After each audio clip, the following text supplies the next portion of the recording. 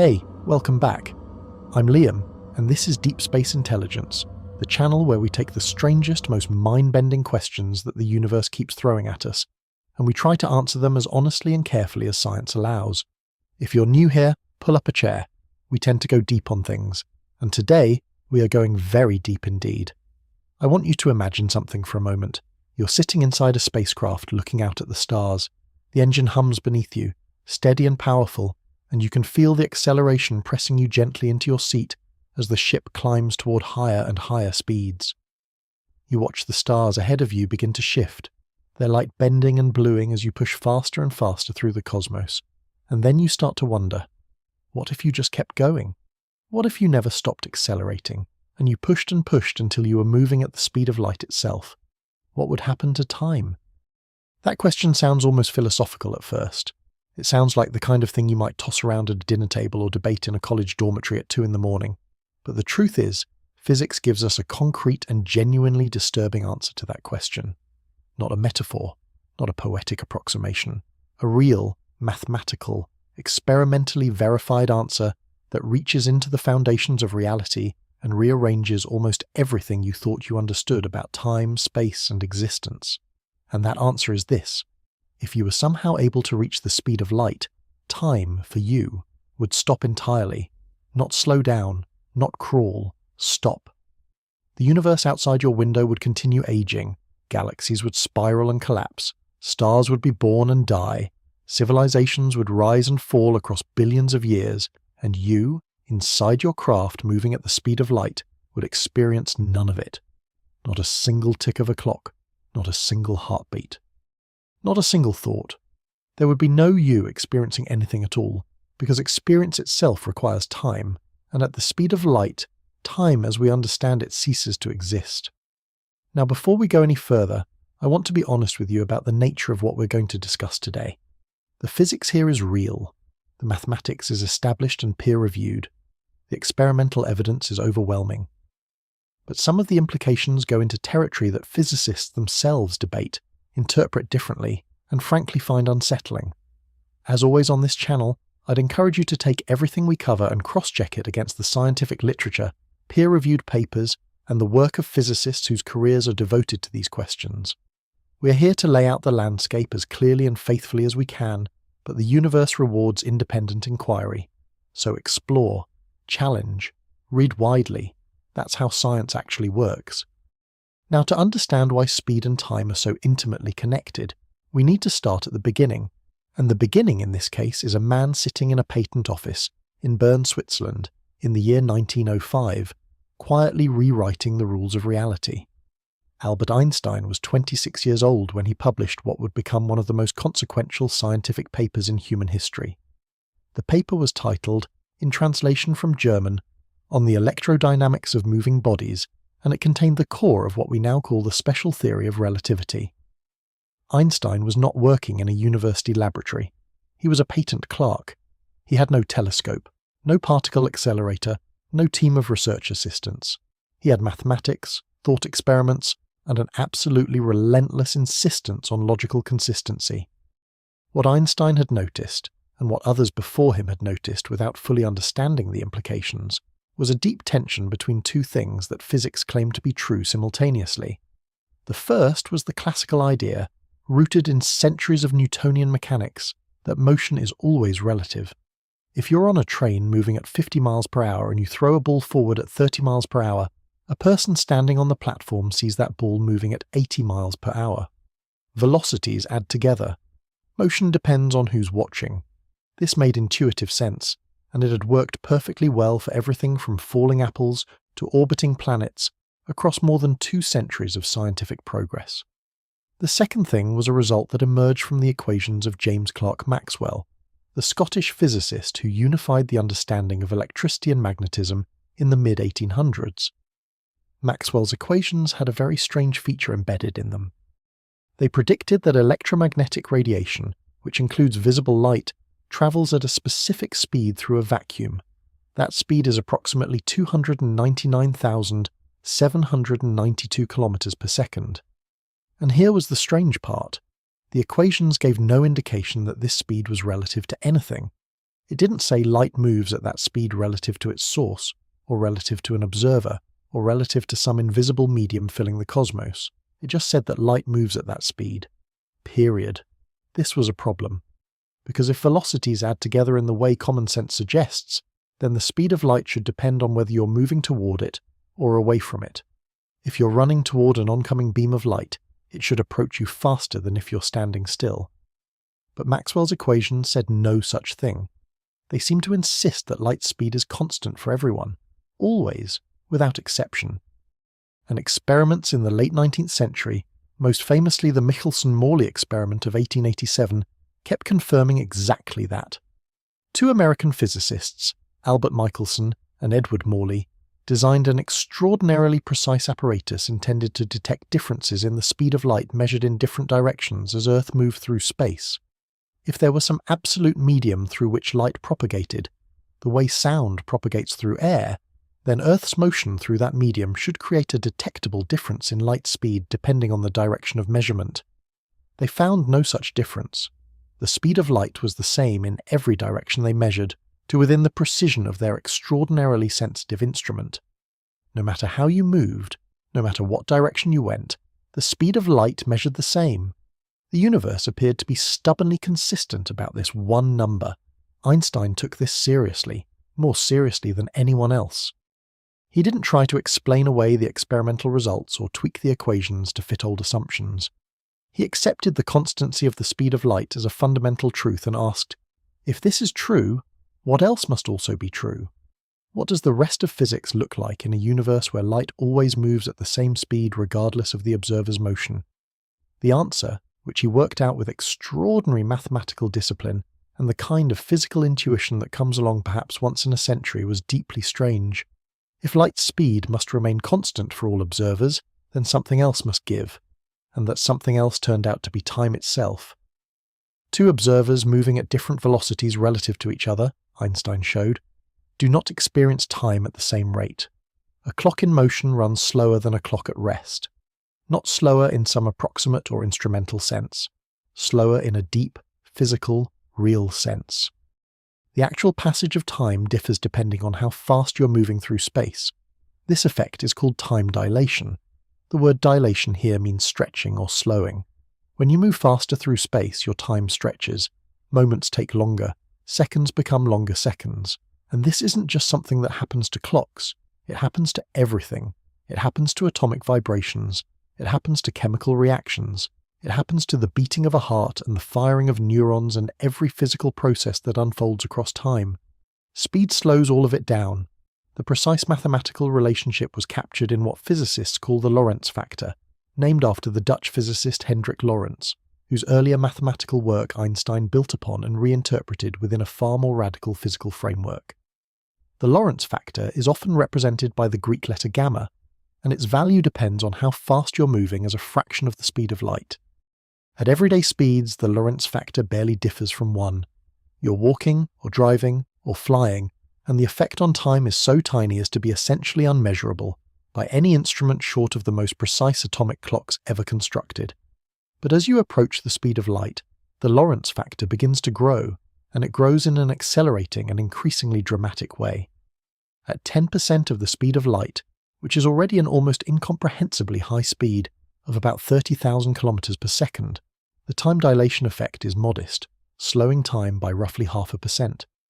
At 50% of the speed of light, you are experiencing time at about 87% of the rate an observer at rest would measure. Slowed, but not catastrophically so. Then things start to escalate quickly. At 90% of the speed of light, gamma reaches approximately 2.3, meaning time has slowed to roughly 43% of normal. At 99% of the speed of light, gamma climbs to about 7.1. At 99.9%, it surges to around 22. At 99.99%, gamma exceeds 70. And as the velocity approaches 100% of the speed of light, gamma grows without limit, climbing toward infinity. What this means in practical terms is astonishing. If you were somehow traveling at 99.99% of the speed of light, and you spent what felt to you like a single day aboard your spacecraft, more than 70 days would have elapsed back on Earth. Spend what feels like a year, and over 70 years pass back home. Spend what feels like a decade, and over 700 years pass for everyone and everything you left behind. The faster you go, the more extreme this divergence becomes. The universe ages in great leaps while you barely change at all, and at the exact speed of light itself, the Lorentz factor becomes mathematically infinite. Time, for the traveller, grinds to a complete stop. One moment and all subsequent moments collapse into a single, eternal, dimensionless instant. This is what the mathematics unambiguously tells us. But here is where physics inserts a wall. A hard, absolute structural wall that the universe appears to have built into the very foundation of reality. Anything with mass, any object, any particle, any spaceship, any human being cannot reach the speed of light.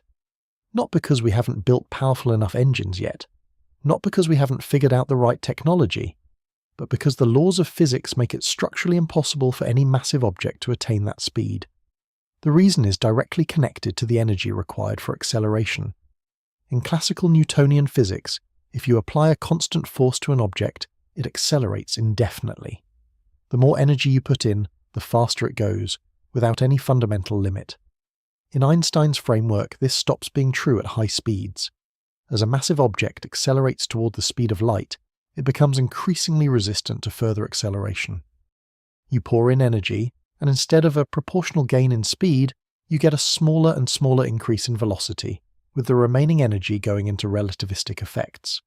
To be technically precise, modern physicists describe this not as the object's mass increasing, which is an older and somewhat misleading pedagogical shorthand, but rather as the object's inertia increasing, meaning its resistance to acceleration grows with velocity.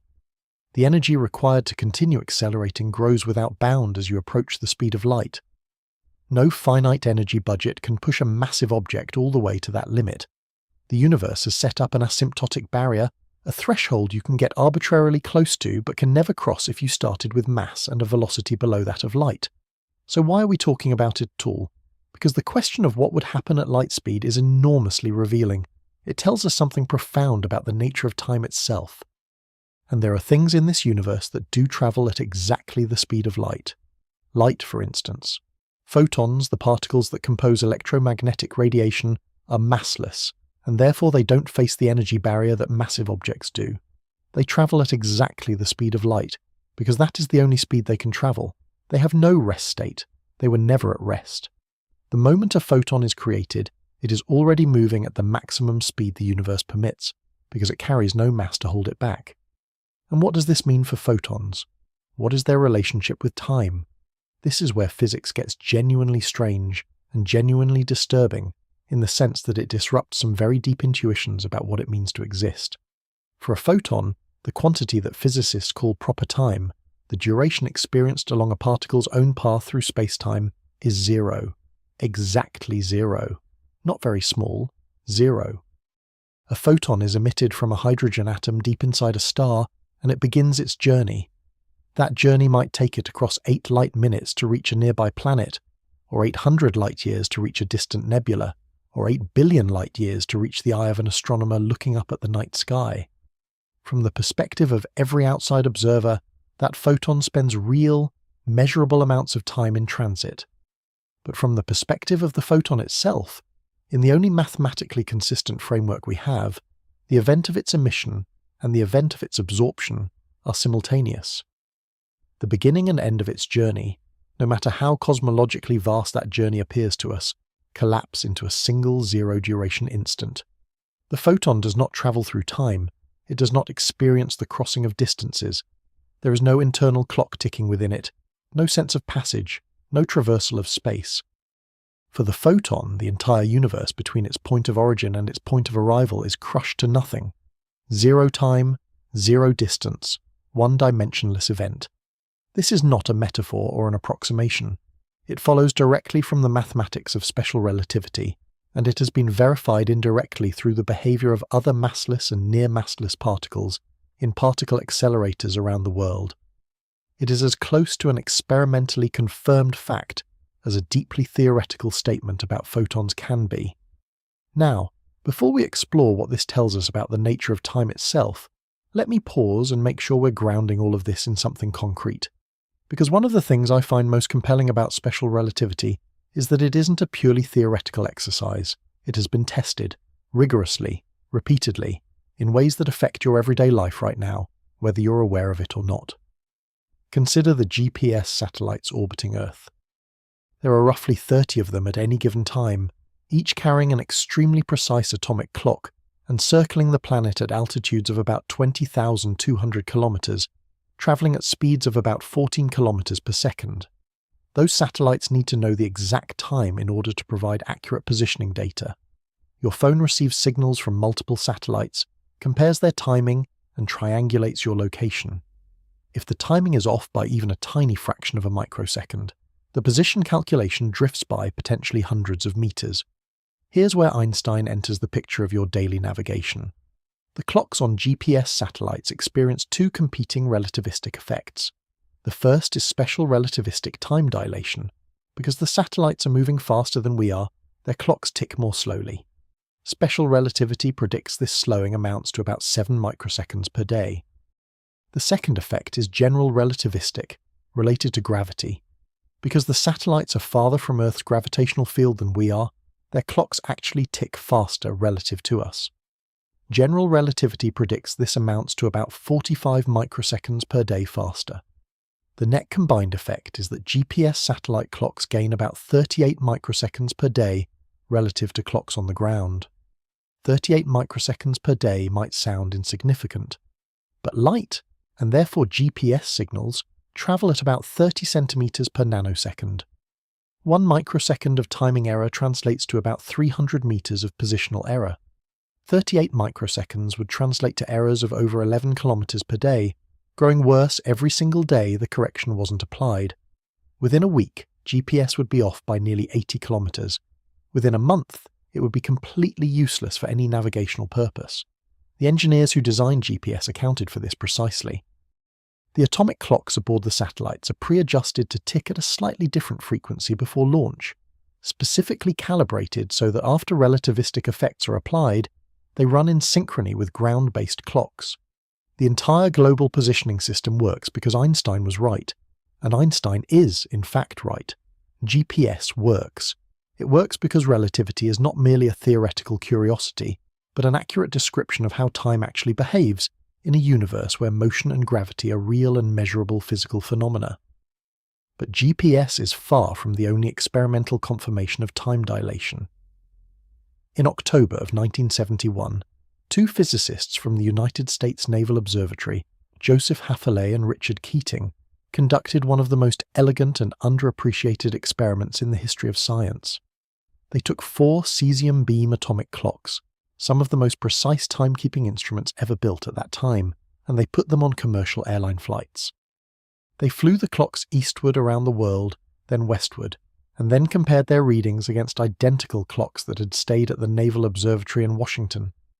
The experiment cost about $8,000, most of which went to airplane tickets, including 2 seats on each flight reserved for what they called Mr. Clock. The result was exactly what Einstein's equations predicted.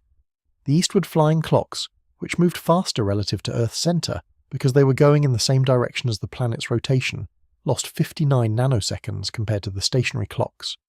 The westward flying clocks, moving against Earth's rotation and therefore somewhat slower relative to the planet's center, gained 273 nanoseconds. Different directions, different speeds relative to Earth's rotational frame, different relativistic effects, all matching the theoretical predictions with remarkable precision.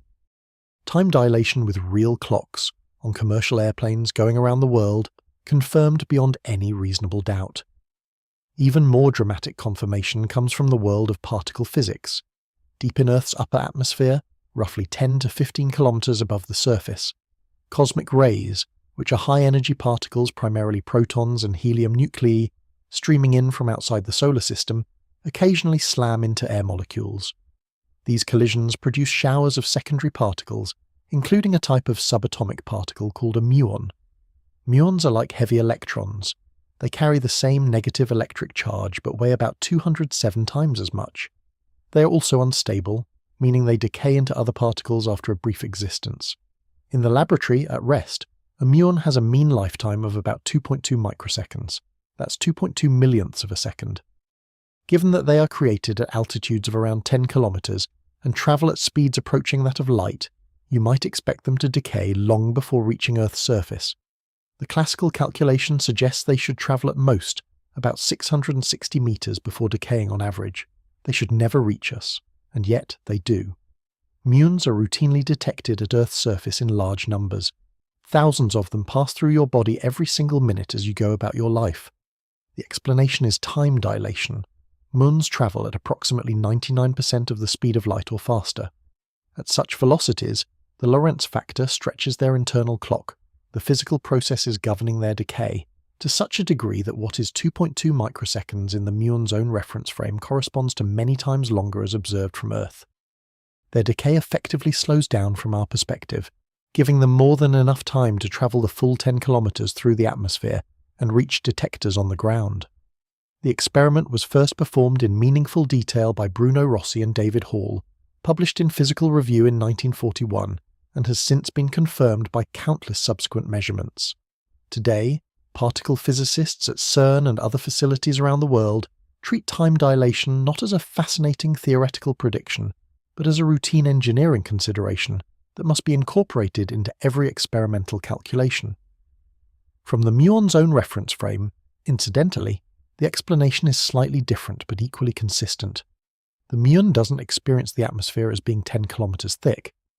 Because of length contraction, another consequence of special relativity that works in parallel with time dilation, the distance from the upper atmosphere to the ground is compressed from the muon's perspective. The muon sees a much shorter distance to travel, short enough to complete the journey within its natural lifespan. Both descriptions, the stationary observers and the muons, reach the same conclusion about the muon arriving at the surface. They just explain it through complementary effects: time dilation for the ground observer, length contraction for the muon, two sides of the same relativistic reality. This leads us to something important about the nature of time dilation and length contraction as paired phenomena. They are not independent effects that happen to coexist. They are both consequences of the same underlying truth, that space and time are not separate, absolute quantities, but components of a single unified structure called spacetime. When you move through space, you trade some of your motion through time. The faster you move through space, the slower you move through time. This trade-off is precise and mathematical, governed by the geometry of spacetime itself.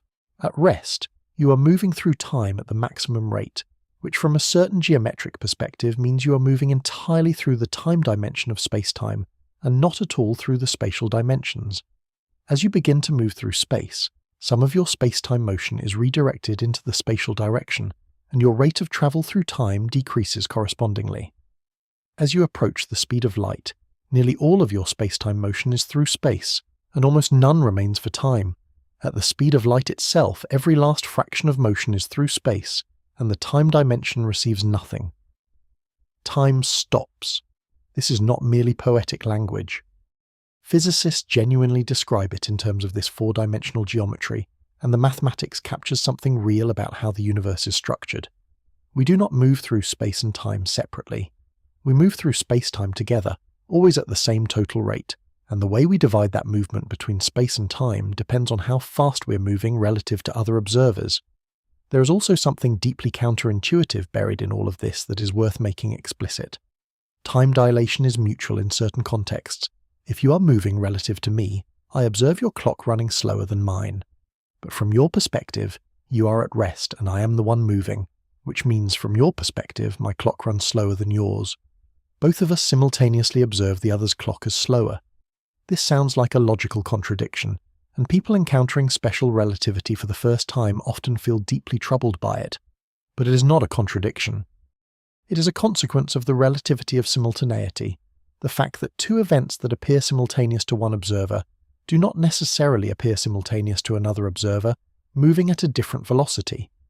The timing of distant events is observer-dependent in special relativity, and this allows two observers to each see the other's clock as slower without any logical inconsistency, as long as they remain in different inertial frames and never reunite to compare their clocks face to face.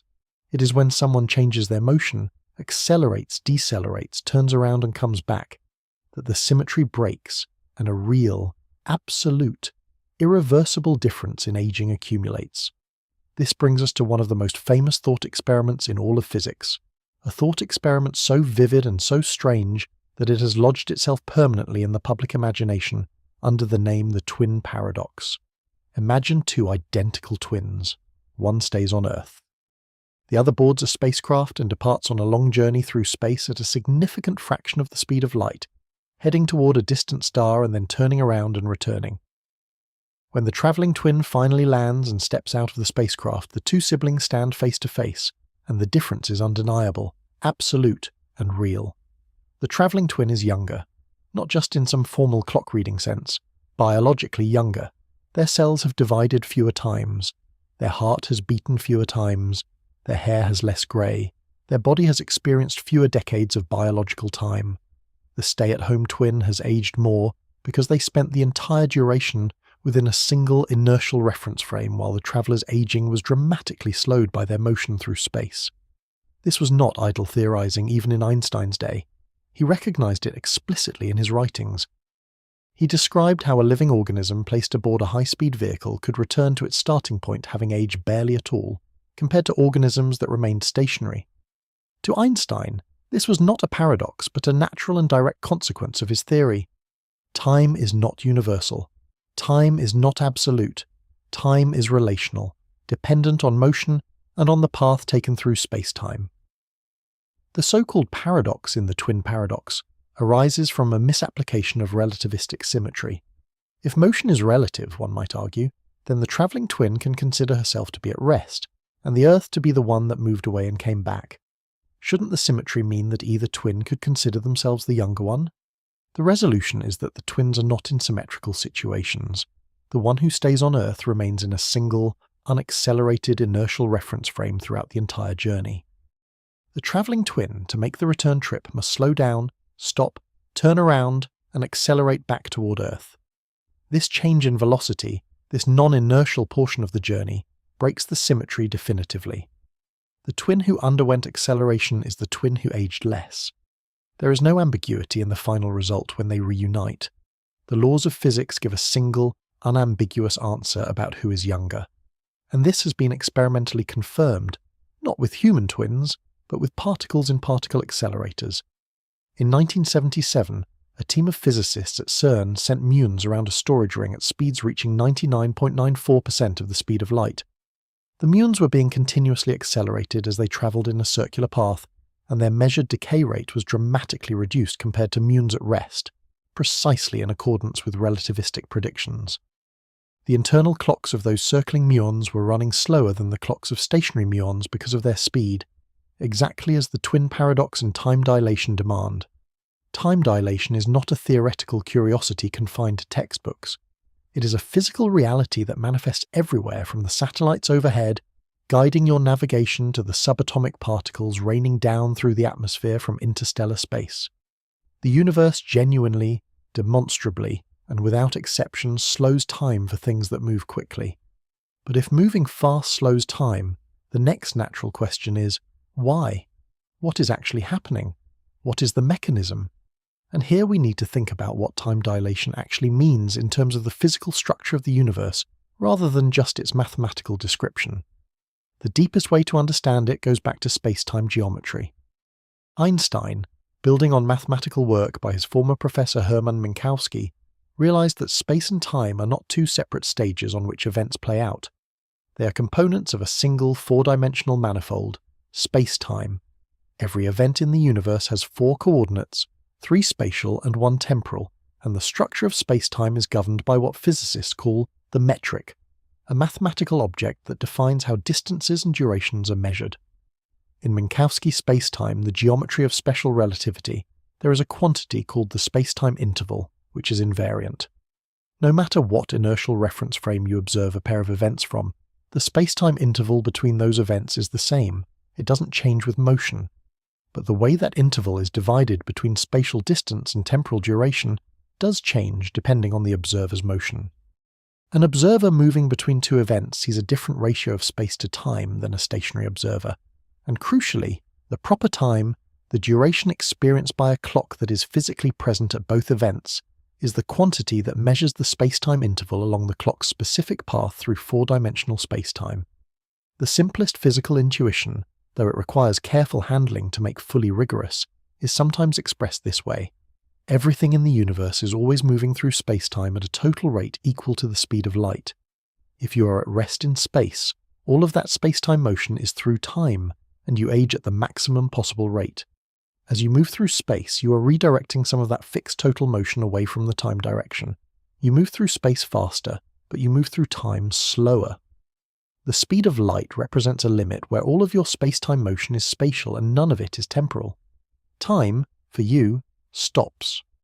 This framework captures something genuine about why the speed of light is the universe's speed limit, and why time dilation is its inevitable companion. They are not separate phenomena. They are expressions of the geometry of spacetime itself, two aspects of a single mathematical truth about how the universe is organized. Now, here is something that I find philosophically striking, and that physicists have thought about deeply for decades. If a photon experiences zero time, in what sense does a photon exist at all in the temporal dimension? If emission and absorption are simultaneous from the photon's perspective, does the photon travel in any meaningful sense? Or does it simply appear at 2 points in spacetime with no intervening journey? The honest answer is that this question is genuinely tricky, and physicists approach it with appropriate caution. There is a technical objection worth taking seriously. You cannot actually construct a reference frame for a photon the way you can for a slower moving object. In special relativity, inertial reference frames are defined for observers who are moving at speeds less than the speed of light. At exactly the speed of light, the mathematics of reference frame construction breaks down entirely. Gamma becomes infinite, and the Lorentz transformation equations, which describe how coordinates transform between reference frames, produce undefined results, division by zero. The mathematical framework becomes ill-defined at that exact boundary. So when physicists say that from the photon's perspective time is zero, they are taking a mathematical limit. They are asking what happens to the proper time calculation as a particle's speed approaches the speed of light, and finding that it approaches zero. The statement is physically meaningful and important, but it must be interpreted with care. It is not describing a coherent perspective that the photon itself experiences in any subjective sense.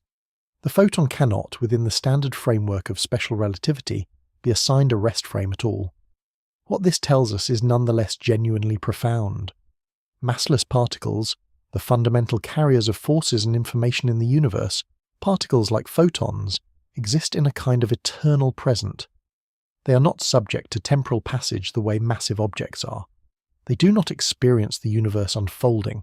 They are created at one space-time event and destroyed at another, and between those two events there is, in the only mathematically consistent sense we have, nothing for them. No duration, no journey, no in-between. Meanwhile, massive particles, protons, neutrons, electrons, atoms, molecules, cells, human beings, experience time as an unfolding stream because they cannot move at the speed of light. They are always below that limit, always in the regime where proper time is positive, always accumulating lived duration. Time is, in a certain sense, the property that massive things have and massless things entirely lack.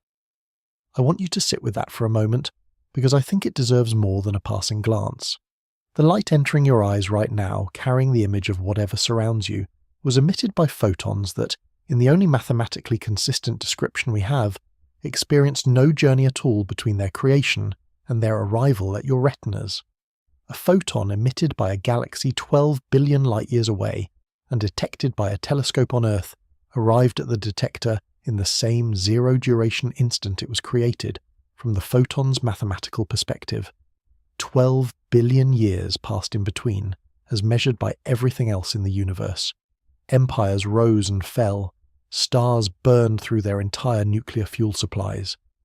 Planets formed around younger suns, and for the photon none of it happened. There was no before and after. There was only a single event. You, on the other hand, are a massive temporal being. You exist in time. You accumulate it. Every second of your life is a second in which you're not moving fast enough through space to prevent time from flowing through you. And if you were somehow to move faster, to push your speed higher and higher, time would thin around you.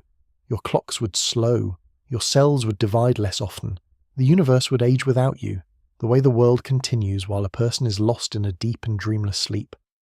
And at the speed of light itself, you would vanish from time entirely.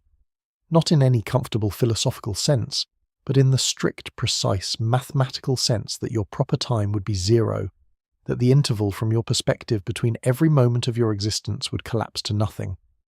Now, I want to be very clear that saying someone vanishes from time entirely at the speed of light is a statement about the mathematical limit, not a physically achievable state for anything with mass. As we established, the laws of physics prevent any massive object from ever reaching that boundary. But the significance of that boundary, and what it reveals about the structure of time, is not diminished by its unreachability. In fact, it might be more significant precisely because it is a limit, a horizon that the universe has drawn and will not permit to be crossed by anything that carries mass. We've covered the foundations now, and they deserve to be appreciated for what they are. A century ago, these ideas were radical and resisted. Today they are textbook physics, confirmed in laboratories, in orbit, in the particles cascading through the atmosphere above your head right now. But having established the foundations, we can now climb higher, and what waits above is, if anything, even stranger. We have said that time dilates when you move fast, and that length contracts in the direction of motion. These are the two most immediately striking consequences of special relativity for a traveller. But there is a third consequence that is equally important and considerably less often discussed, and that is the relativity of simultaneity. In Newtonian physics, in the intuitive common-sense picture of reality that most of us carry around, whether two events happen at the same time is an objective fact. If two lightning bolts strike on opposite ends of a field at the same moment, that simultaneity is absolute. Everyone, regardless of where they are or how fast they are moving, would agree that the two strikes were simultaneous. Time is universal. Clocks everywhere tick at the same rate. The same moment is the same moment for everyone. Einstein showed that this is not true. Whether two spatially separated events are simultaneous depends on the observer's state of motion. Two events that appear to happen at the same time to one observer may appear to happen at different times to another observer moving at a different velocity. This is not an illusion or a perceptual artifact. It is a genuine feature of the structure of space-time. There is no absolute fact about whether two spatially separated events are simultaneous. That depends on the reference frame. This is perhaps the most conceptually difficult part of special relativity to absorb, even more difficult than time dilation and length contraction, because it strikes at something so deeply embedded in our experience of the world. We assume that now is universal, that there is a single present moment that all of reality shares. Einstein's relativity destroys this assumption completely. There is no universal now. There is only your local now, and my local now, and the relationship between them depends on how we are moving relative to each other. Consider two spaceships passing each other in opposite directions at high speed. As they pass, both pilots synchronize their clocks to 0. Now each pilot sends a light signal to their own ship's rear and front simultaneously, at least as far as they can judge. From the perspective of the pilot who considers herself stationary, both signals depart at the same moment. From the perspective of the other pilot watching this happen while moving at high speed relative to the first ship, the signals do not depart simultaneously. One departs before the other.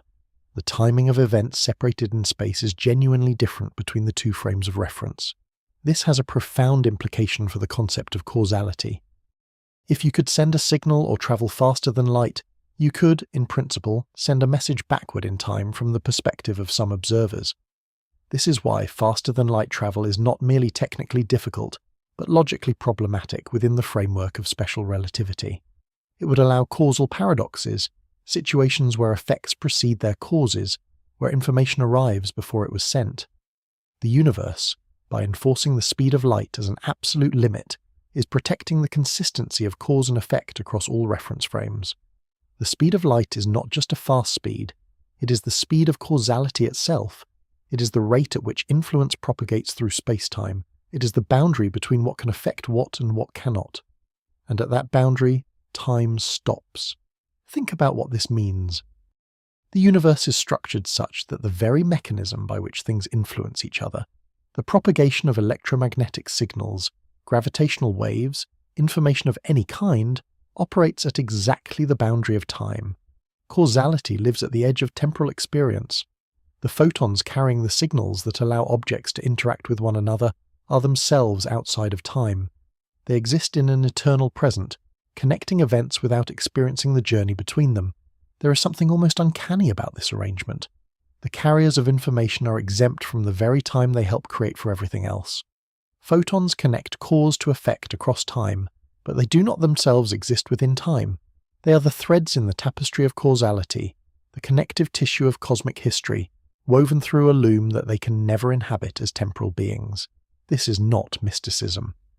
It is the plain implication of the mathematics of special relativity, a theory tested in every particle accelerator, every GPS satellite, every atomic clock flown around the world, every muon that arrives at the surface of the Earth from the upper atmosphere.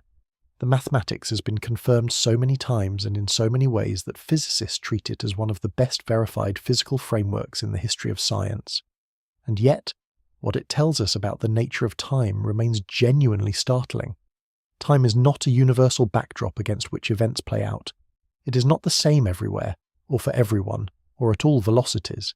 It is a local, relative, observer-dependent quantity that depends on motion, on gravity, on the specific path taken through the four-dimensional geometry of space-time. At high velocities, it slows. At the speed of light itself, it ceases entirely. We are temporal creatures because we are massive. Our atoms have mass. Our molecules have mass. The entire structure of the biological machinery that constitutes our bodies has mass, and because we have mass, we cannot reach the speed of light. We are, if that is not too dramatic a word, constrained within the time dimension. We accumulate time whether we want to or not. Every moment passes and cannot be recovered. We age, but the speed of light holds open a window, not a window we can climb through, but a window we can look through, into a mode of existence where time does not apply. A mode of existence that our best physics tells us is real, is occupied by real particles, is enacted continuously throughout the universe, and is as different from our experience as anything could possibly be, while still being part of the same physical reality. We have established, then, the core of what physics says happens to time as speed increases toward the speed of light. We have seen that the implications ripple outward into almost every corner of our understanding of reality, from the practicalities of satellite navigation to the philosophical status of causality and the nature of existence itself. But we have not yet fully explored the most extreme and most disturbing of those implications, the ones that emerge when you take the framework of special relativity and push it into combination with the other great theory of 20th century physics, general relativity, or when you consider what relativity tells us about the beginning of the universe, the nature of black holes, and the ultimate fate of time itself. Those are the territories we will explore next, continuing from exactly where we stand now, at the edge of the light barrier, looking across at a mode of existence that lies beyond time. But before we cross into that territory, I want to spend a little more time right here, because there is a layer of the light speed question that does not get nearly enough attention in popular science discussions. And that layer has to do with what the universe actually looks like when you are moving at a substantial fraction of the speed of light. Not what the mathematics says about clocks and rulers in the abstract, but what you would actually see if you could somehow survive such a journey. Imagine you're aboard a spacecraft accelerating continuously at a rate that feels like normal Earth gravity, 1g, a level of acceleration that would be comfortable for a human body over the long term. Physics allows you to do this indefinitely.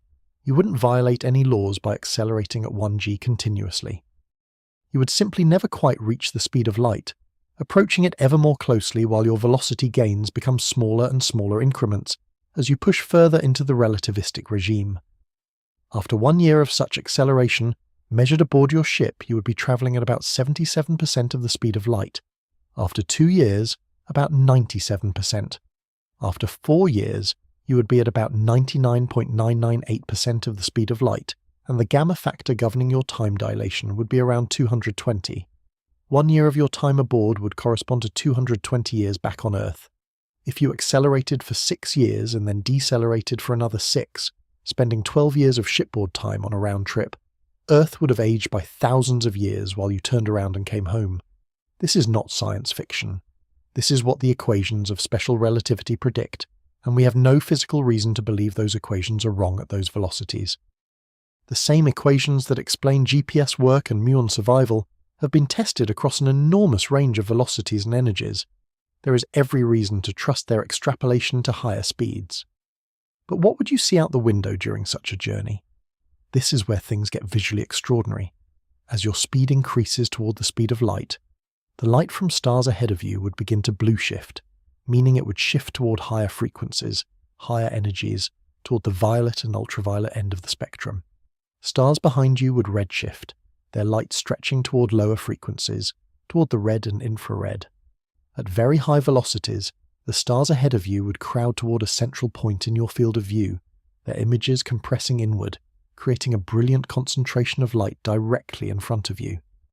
This effect is called aberration of light, and it is a direct consequence of your motion through the electromagnetic field of the universe. At speeds approaching the speed of light very closely, the cosmic microwave background radiation, the remnant glow of the Big Bang that fills all of space at an extremely cold temperature, would blue shift into the visible and then into higher energy radiation. Stars that in their rest frame emit mostly infrared or radio waves would blue shift into visible light or X-rays. The entire sky would be restructured by your motion. The universe would look radically different from inside a relativistic spacecraft than it does from our comfortable, relatively slow vantage point on Earth, and length contraction would play its role too. The distances to stars ahead of you would appear compressed. Alpha Centauri, at 4.3 light-years from Earth in the rest frame, would appear much closer as your gamma factor grew. At gamma equal to 100, corresponding to about 99.995% of the speed of light, the apparent distance would shrink to about 0.043 light-years, less than 2 weeks away at your current speed from the traveller's perspective, even though an Earth observer would say the journey took over 4 years. The universe would seem to be folding itself toward you as you pushed faster, compressing the vast distances of interstellar space into something almost manageable. There is something deeply poetic about this. The universe, which is so incomprehensibly vast that even its nearest features are years away at the fastest speed anything with mass can travel, becomes more accessible not by exceeding the speed limit but by approaching it asymptotically. Time dilation and length contraction together conspire to allow a traveller to reach any point in the observable universe within a human lifetime, provided enough energy is available for the acceleration. The universe is not kind enough to let you exceed the speed limit, but it is clever enough to have built the limit in a way that makes large parts of the universe reachable in principle, though at extraordinary cost. The cost, in terms of energy, is genuinely astronomical. To accelerate a spacecraft of meaningful mass to a gamma factor of 100 would require energy far beyond anything human civilization has ever produced or even imagined producing at scale. The kinetic energy of a 1 kilogram mass moving at 99.995% of the speed of light is approximately 9 times 10 to the 18th power joules, which is roughly equivalent to the energy released by 2,000 of the largest nuclear weapons ever detonated. For a spacecraft of several thousand kilograms, the numbers become so large as to seem more like measures of cosmic energy budgets than practical engineering targets. The wall here is not the physics of special relativity. The wall is thermodynamics, chemistry, nuclear physics, the practical limits of how much energy we can release from a given amount of matter.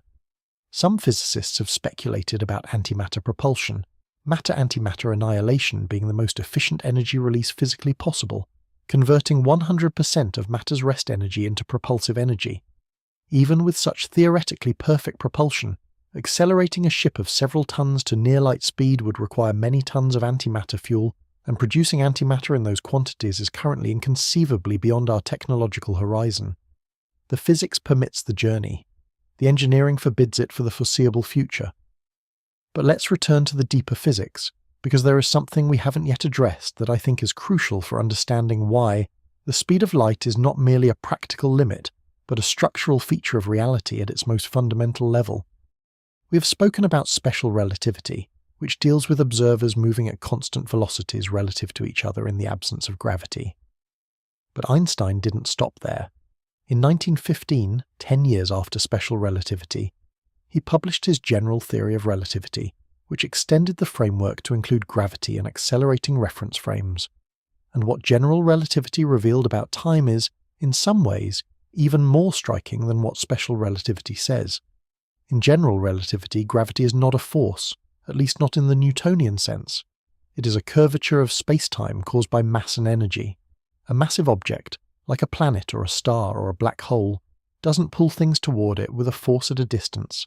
It curves the space-time around it, and things moving through that curved space-time follow the paths of least resistance, which we perceive as gravitational attraction. The deeper into a gravitational well you go, the more curved space-time is, and the more slowly time passes. This is gravitational time dilation, and it is just as real and just as measurable as the velocity-based time dilation of special relativity. Clocks deeper in a gravitational field tick more slowly than clocks in weaker gravitational fields. A clock on the floor of your room ticks ever so slightly more slowly than a clock on the ceiling, because it is slightly closer to Earth's centre, slightly deeper in the gravitational well. The difference is fantastically tiny at the scale of a building, but it is measurable with modern atomic clocks, and it has been measured. As gravity grows stronger, the effect grows more extreme. A clock near the surface of a neutron star, where gravity is immensely stronger than Earth's, would tick at a dramatically slower rate than a clock far out in space. And a clock approaching the event horizon of a black hole would slow to such an extreme degree that, from the perspective of a distant observer, it would appear to halt entirely. The event horizon of a black hole is the boundary beyond which nothing can escape, and it is defined precisely as the surface at which the escape velocity equals the speed of light. At the event horizon, from the perspective of a distant observer, time appears to stop for the infalling object. From the perspective of the infalling object itself, time continues normally. The observer falling into the black hole does not notice anything unusual happening to their own clock. They cross the event horizon and continue inward, experiencing time normally until they reach the singularity at the centre and are destroyed. But from outside they appear to slow, freeze, and asymptotically approach the event horizon, never quite reaching it, their light increasingly redshifted into invisibility. This is the general relativistic version of the light-speed time dilation. At the event horizon, the escape velocity is the speed of light, and so time, from the outside perspective, stops. It is not a coincidence that both the extreme of velocity and the extreme of gravitational field produce the same effect on time. They are different manifestations of the same underlying geometry of spacetime. Both the Lorentz factor and the gravitational redshift factor emerge from the same mathematical framework, the metric tensor of general relativity, which encompasses special relativity as a special case where gravity is absent. What general relativity adds to our picture is this: time is not just affected by motion, it is affected by the geometry of spacetime itself, which is shaped by the distribution of mass and energy in the universe. The flow of time is not uniform. It is a physical quantity that varies from place to place and from velocity to velocity. There is no location in the universe, and no velocity at which you could travel, where time flows in exactly the same way as it does everywhere else, and at all other velocities simultaneously. Time is local. It is personal. It belongs to the specific path through spacetime that you, and only you, are following. This brings us to a question that might seem almost too strange to take seriously, but that physicists have wrestled with in deep and productive ways. What happens to time at the very beginning of the universe? The Big Bang, the event approximately 13.8 billion years ago, from which our observable universe emerged, was a state of almost unimaginable density and temperature. In those first instants, the universe was filled with a plasma of particles moving at extremely high energies, colliding and interacting constantly. At the earliest moments, physicists can say anything meaningful about the universe was at a temperature of approximately 10 to the power of 32 degrees Kelvin, close to the Planck temperature, which is the highest temperature that current physics can even attempt to describe. At those energies, every particle was moving at speeds extremely close to the speed of light. Time dilation effects would have been enormous, and as you push further back toward the moment of the Big Bang itself, toward what is called the Planck time, approximately 5 times 10 to the minus 44 seconds after the beginning, even the concept of time as we currently understand it breaks down. At the Planck scale, both quantum mechanics and general relativity make predictions that contradict each other, and we do not yet have the unified theory that would resolve that contradiction. Most physicists believe that at the Planck scale, spacetime itself is not a smooth, continuous geometry, but something grainy, discrete, or fundamentally different from the spacetime we experience. The nature of time at those scales is genuinely unknown, and that is one of the most profound open questions in all of physics. The question of what happened before the Big Bang is even more fraught. Some cosmological models suggest that time itself began with the Big Bang, that there was no before in any meaningful temporal sense, just as there is no location north of the North Pole. In this view, asking what happened before the Big Bang is like asking what is north of the North Pole. The question contains a hidden assumption, namely that time extends infinitely into the past, that turns out to be false. Time itself had a beginning, and asking what preceded it is asking about something that doesn't exist. Other models propose more complex scenarios: eternal inflation theories, cyclic universe models, quantum cosmological frameworks in which our universe is one of many, each with its own space-time, possibly its own physical constants, possibly its own relationship between time and light. These are at the frontier of theoretical physics, and they deserve a proper treatment that goes well beyond what we can accomplish in this discussion. But I mention them because they illustrate that the question we started with, what happens to time if you reach the speed of light, opens a door into one of the deepest and most unresolved questions in all of science. What is time, really, and why does it exist at all? Physics gives us extraordinarily precise equations for how time behaves. It tells us that time dilates with velocity, slows with gravity, stops at the speed of light, and may have had a beginning at the Big Bang.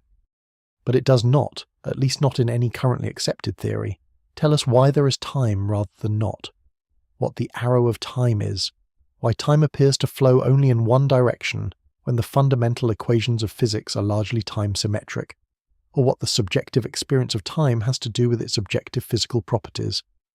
These are questions at the boundary of physics and philosophy, and they are genuinely open. The best answer physics currently offers is that time is a dimension of space-time, that its apparent one-directional flow arises from thermodynamics and the increase of entropy, and that its local properties depend on motion and gravity in the precise ways described by relativity. Beyond that, the honest answer is that we are still working on it. I find that genuinely exciting.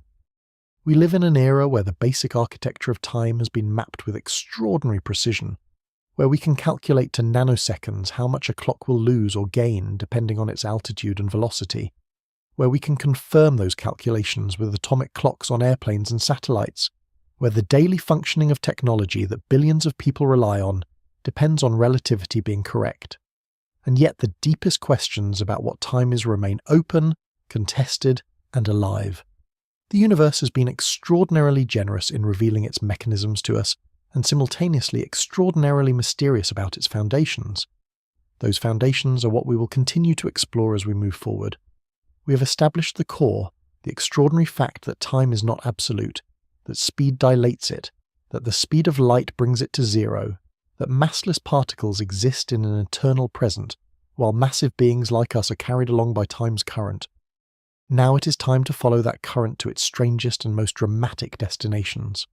What I want you to carry with you as we continue is this: the disturbing answer that physics gives to the question of what happens to time at the speed of light is not disturbing in the way that science fiction disturbs us, with monsters and dangers and things that threaten our comfort. It is disturbing in a far deeper way. It is disturbing because it reveals that the most fundamental feature of our existence, the passage of time, the arrow of before and after, the irreversibility of moments, is not a universal given but a local property. It belongs to us because of what we are, massive, slow, time-bound creatures moving through a universe that has room for both the temporal and the timeless. The photon and the person inhabit the same physical universe and obey the same physical laws, and yet the photon exists in an eternal present, while the person exists in an ever-flowing stream of moments. Same universe, same laws, radically different relationships with time.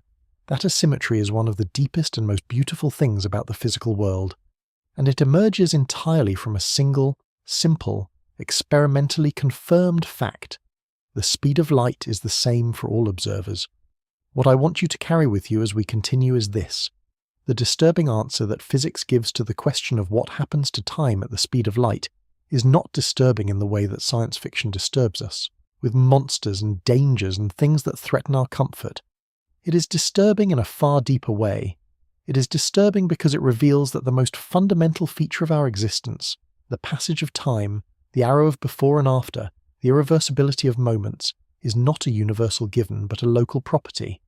It belongs to us because of what we are, massive, slow, time-bound creatures moving through a universe that has room for both the temporal and the timeless. The photon and the person inhabit the same physical universe and obey the same physical laws, and yet the photon exists in an eternal present while the person exists in an ever-flowing stream of moments. Same universe, same laws, radically different relationships with time. That asymmetry is one of the deepest and most beautiful things about the physical world, and it emerges entirely from a single, simple, experimentally confirmed fact. The speed of light is the same for all observers. Now, we have spent considerable time with special relativity, the framework Einstein developed in 1905 to describe the relationship between motion, time, and space in the absence of gravity. But special relativity alone does not complete the picture. 10 years after his first great paper, in 1915, Einstein published the general theory of relativity, and what it adds to our understanding of time is, in some respects, even more dramatically unsettling than what special relativity gave us. General relativity reconceives gravity entirely. In the Newtonian picture that had dominated science for over 2 centuries, gravity was a force. Masses pulled on one another across the emptiness of space, instantaneously, with a strength that fell off with the square of the distance between them. This picture was enormously successful. It predicted the orbits of planets, the trajectories of comets, the tides of the ocean. But it had a problem that troubled Newton himself. He could describe gravity precisely, but he could not say what gravity was, or how one body could exert a force on another across the vacuum of space without any intervening medium. He called it action at a distance, and acknowledged that it was philosophically unsatisfying. Einstein's answer was breathtaking in its simplicity and radical in its implications. Gravity is not a force at all. Gravity is the curvature of space-time. A massive object, whether a planet, a star, or a black hole, does not reach out across space and pull things toward it. Instead, it bends the fabric of space-time around it. Things moving through that curved space-time follow the straightest possible paths through the curved geometry, and those paths curve toward the massive object. What we perceive as gravitational attraction is simply objects following the geometry of the space-time they inhabit. They are not being pulled. They are following curves in the landscape of space-time. This reframing has an immediate and profound consequence for time. If space-time is curved by mass, and if time is a dimension of space-time, then mass curves time just as it curves space. Clocks in stronger gravitational fields, deeper in the curvature of space-time, tick more slowly than clocks in weaker gravitational fields, farther from mass, higher up in the gravity well. This is gravitational time dilation, and just like velocity-based time dilation, it is not a theoretical prediction still awaiting confirmation. It is a confirmed, measured, engineering critical feature of our universe. We already mentioned that GPS satellites experience both velocity-based and gravitational time dilation, and that correcting for both is essential for the system to work. But there are more extreme examples. A clock resting on Earth's surface ticks more slowly than a clock in deep space, far from all massive objects, because Earth's gravity curves space-time around it, and that curvature slows time. A clock at the bottom of a very deep mine shaft ticks more slowly than a clock at sea level, because it is slightly deeper in Earth's gravitational well. The difference is tiny, measurable only with the finest atomic clocks, but it is real. Physicists at institutions like NIST, the National Institute of Standards and Technology in the United States, have measured gravitational time dilation between clocks placed at different heights in the same room, separated by only about a meter of vertical distance. The clocks differed in their rates by a measurable amount, exactly as general relativity predicts. As gravity grows stronger, the effect grows more extreme. A clock near the surface of a neutron star, where gravitational fields are perhaps 100 billion times stronger than Earth's, would tick at a dramatically slower rate than a clock in ordinary space. Light emitted from near the surface of a neutron star is gravitationally redshifted, losing energy as it climbs out of the star's gravitational well, shifting toward lower frequencies by the time it reaches distant observers. This has been measured, and it matches theory. The gravitational redshift is another direct observable consequence of gravitational time dilation, and then there are black holes. A black hole forms when a massive star reaches the end of its life, and its core collapses catastrophically.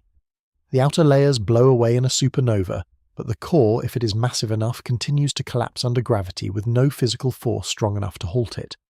The collapse continues past the density of a neutron star, past any known state of matter, until it forms a singularity, a point of theoretically infinite density where the known laws of physics break down.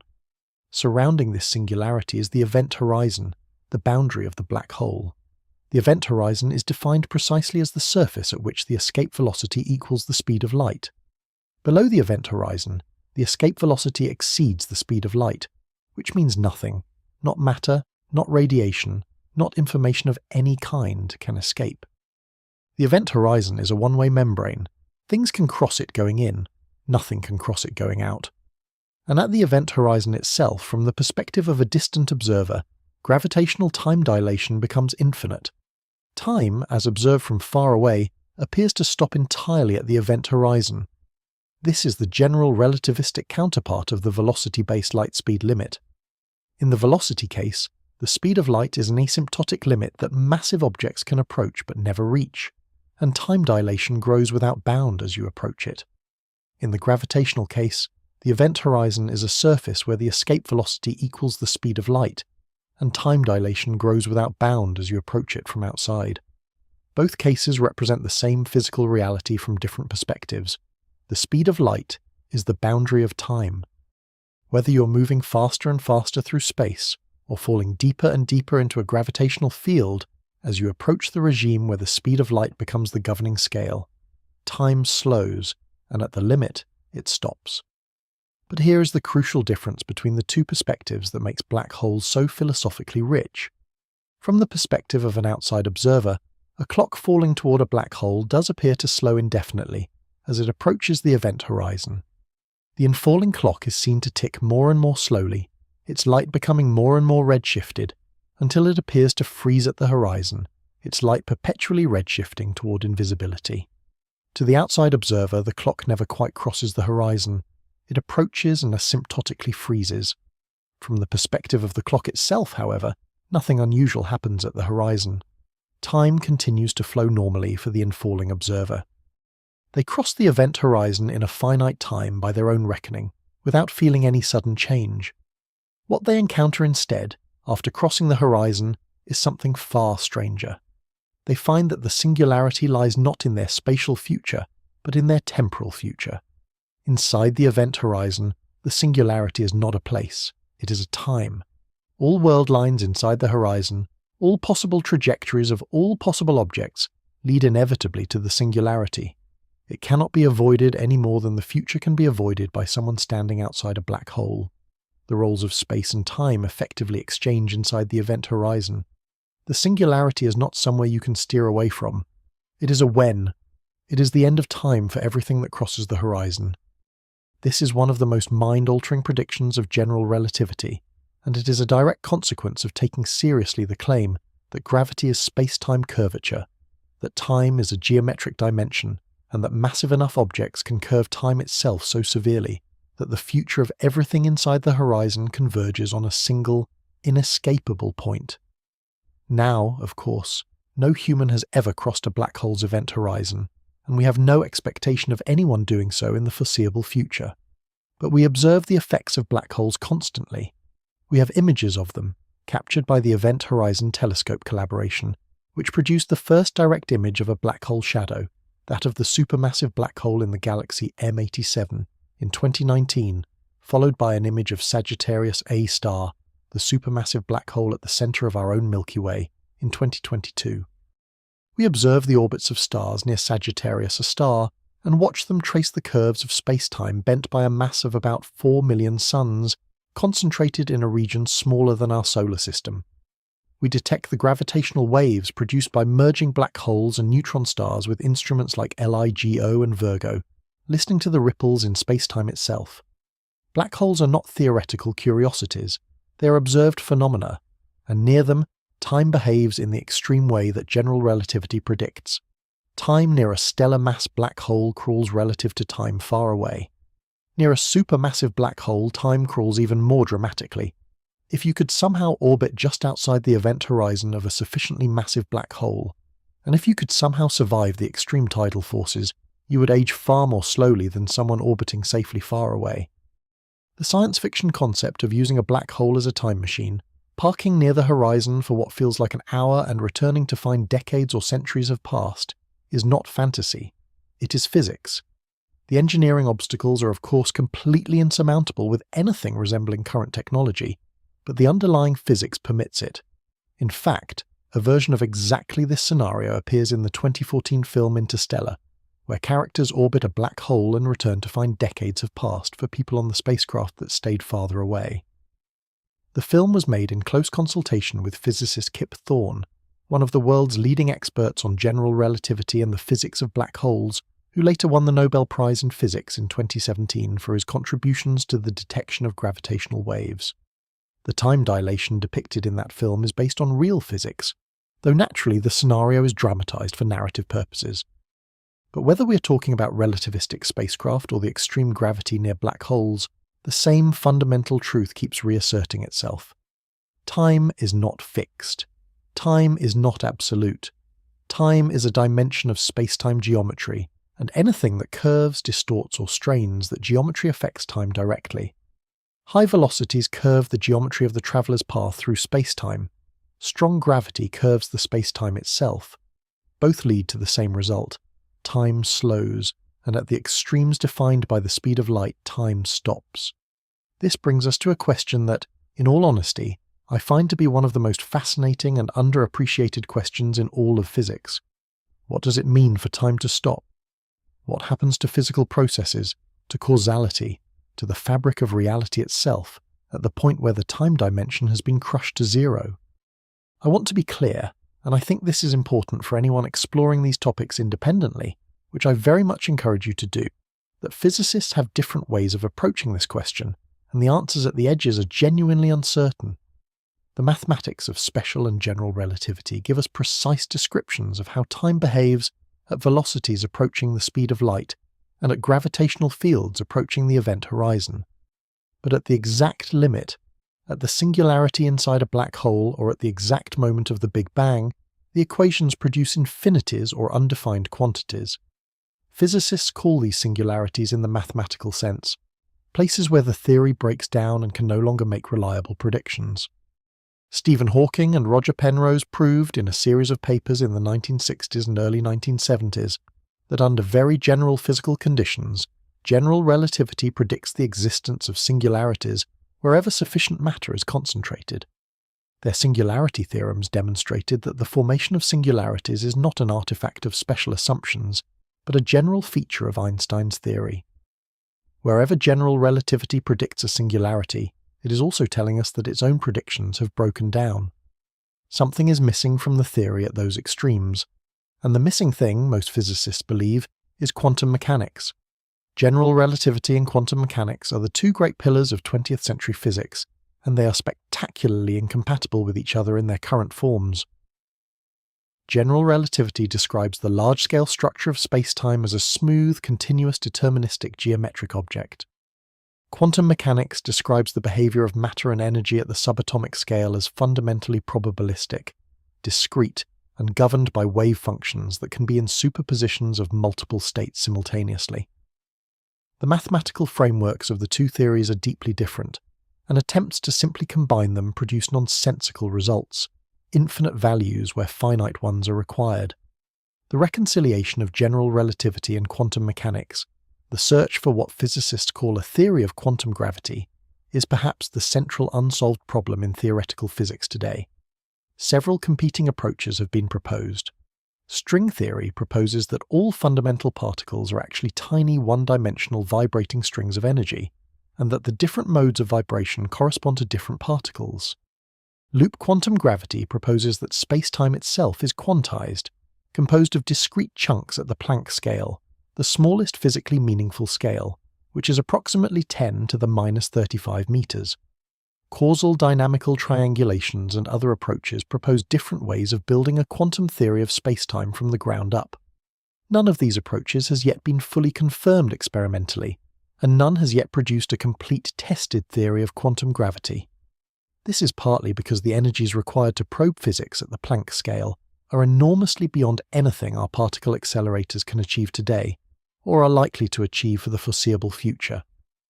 The Large Hadron Collider at CERN, the most powerful particle accelerator ever built, reaches energies that are roughly 15 orders of magnitude below the Planck energy. We are very far from being able to test quantum gravity theories directly. But the expectation, shared by most working physicists, is that at the Planck scale, space-time itself ceases to be a smooth, continuous background and becomes something grainy, discrete, or fundamentally different from the space-time we observe and experience. Below the Planck time, approximately 5 times 10 to the minus 44 seconds, the notion of a moment in time may lose its meaning entirely. The familiar temporal structure of before and after, of clocks ticking in sequence, of the flow of time from past to future, may dissolve into something for which we currently have no adequate language or mathematical description. This is not mysticism, it is the honest frontier of physics. The physicist John Wheeler, who coined the term black hole and contributed enormously to our understanding of general relativity, described space-time at the Planck scale as quantum foam, a seething, churning, topologically complex structure where the geometry of space and the direction of time fluctuate violently and unpredictably. In quantum foam, there is no definite space-time geometry.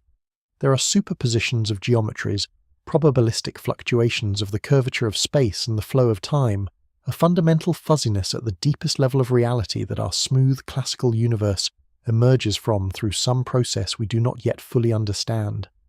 And here the question of time at the speed of light connects to the deepest open questions in physics in a way that is genuinely beautiful.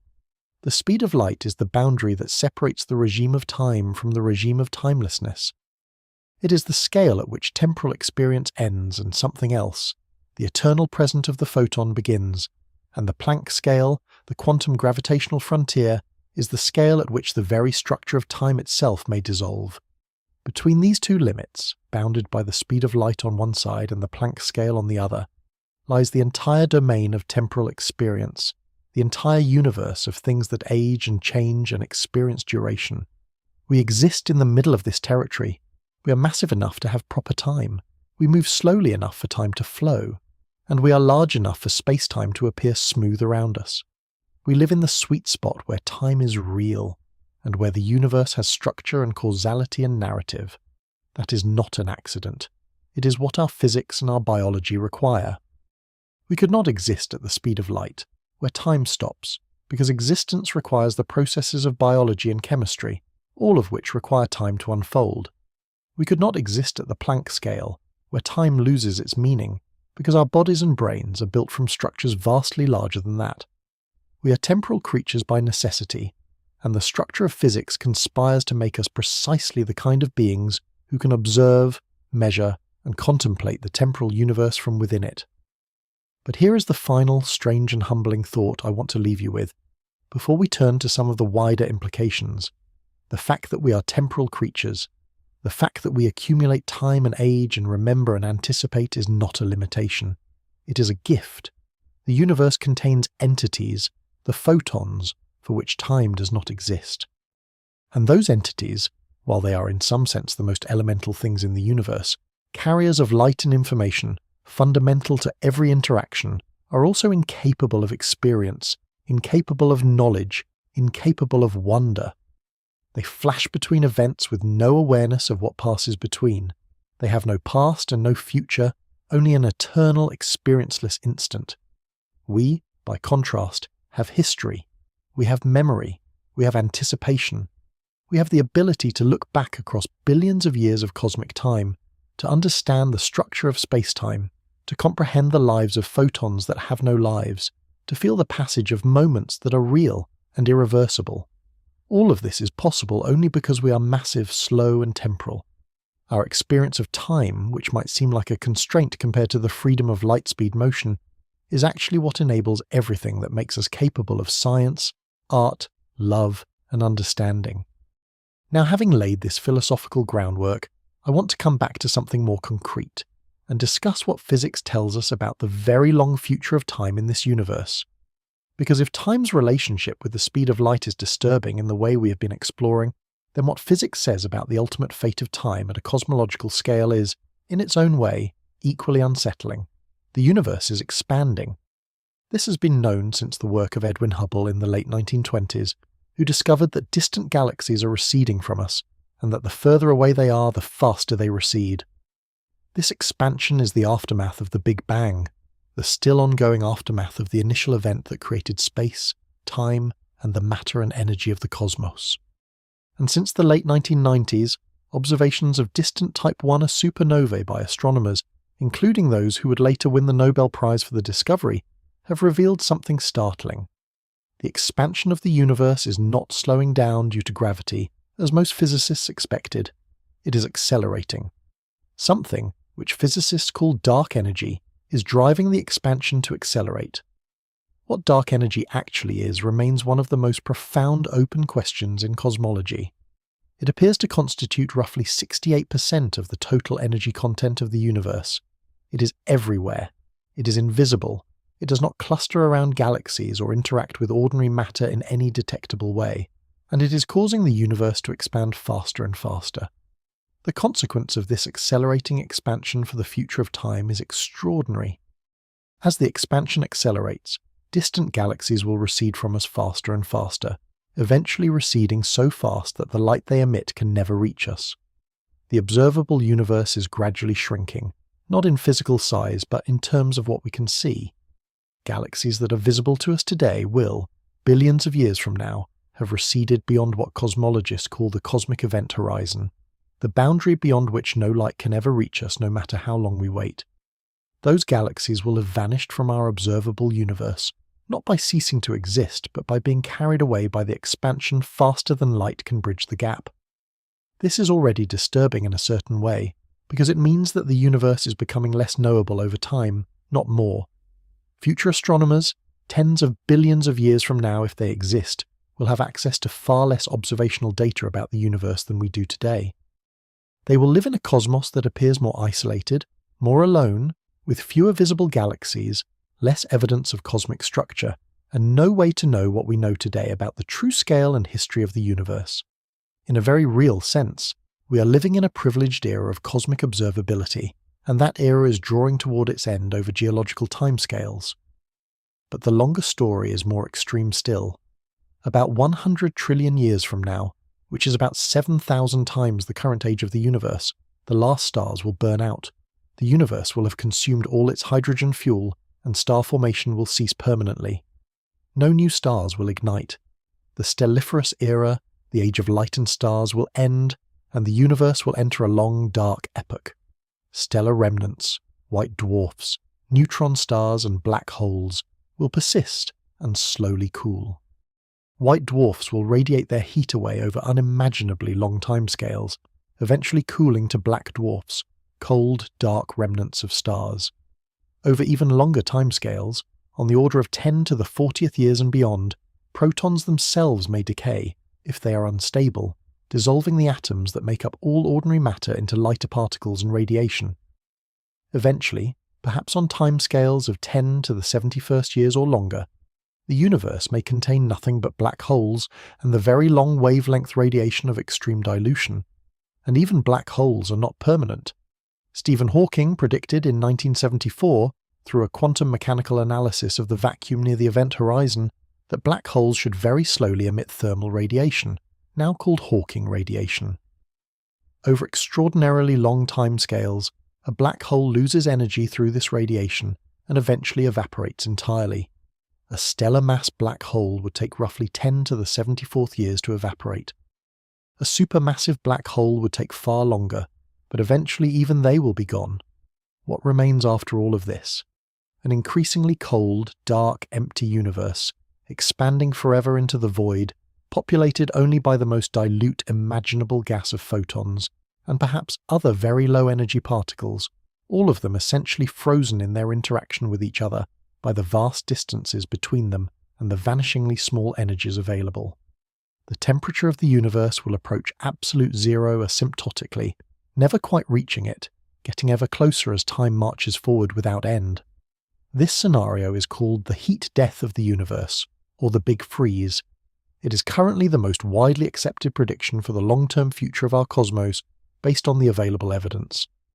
The word heat death comes not from burning but from the thermodynamic concept of a system reaching maximum entropy, a state where all energy is uniformly distributed and no further work can be extracted, no further processes can unfold.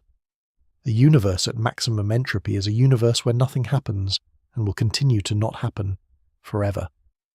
And here is the connection to our main thread that I find most profound.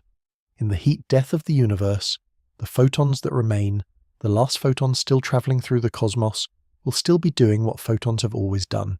They will be moving at the speed of light. They will be experiencing zero proper time. Their eternal present will continue as the only remaining process in a universe that has otherwise run out of time.